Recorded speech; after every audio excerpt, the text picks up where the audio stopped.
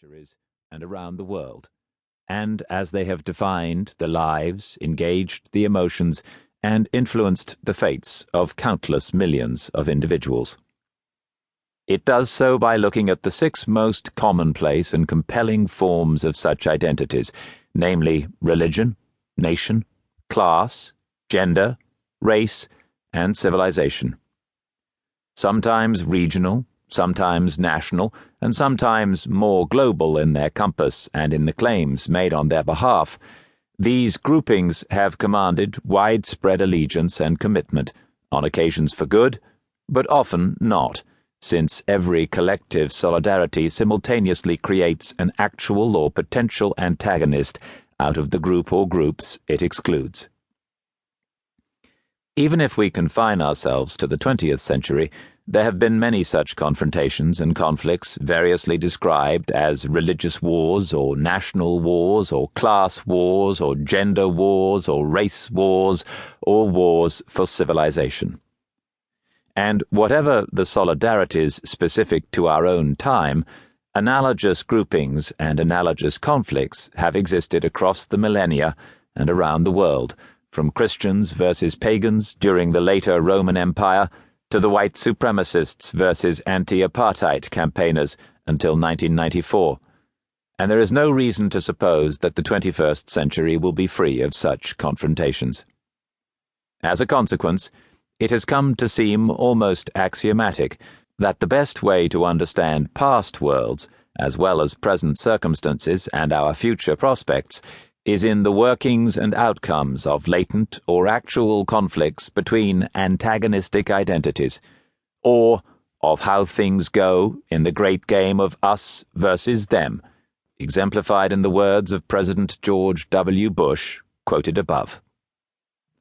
What is perhaps most remarkable is how well the appeal of us versus them works over a range of categories, aggregations, and identities that are scarcely comparable.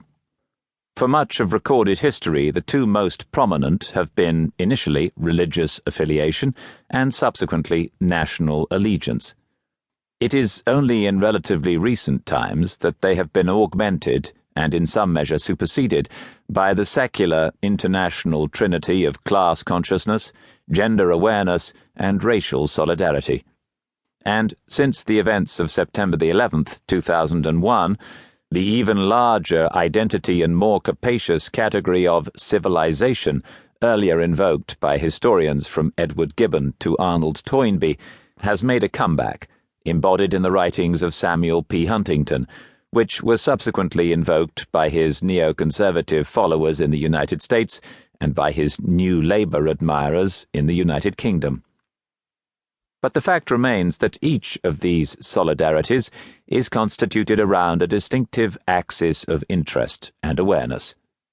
Religious cohesion is an expression of faith and belief, or depending on one's sympathies, of superstition and irrationality, and can be as much concerned with the next world as with this.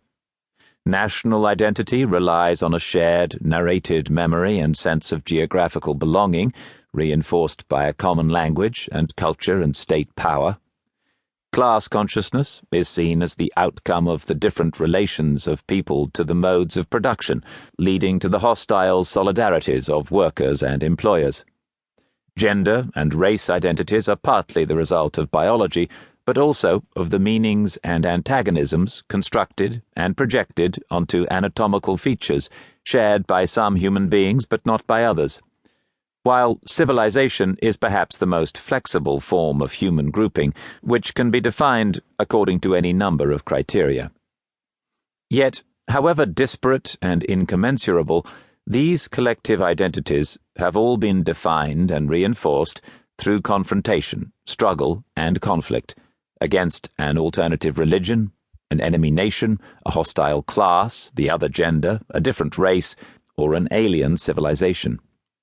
The result has been the serial reiteration of the Manichaean view that the world is divided into conflicting groups, with a monolithic good on one side, those with us, and a no less monolithic evil on the other, those against us. This ultimately apocalyptic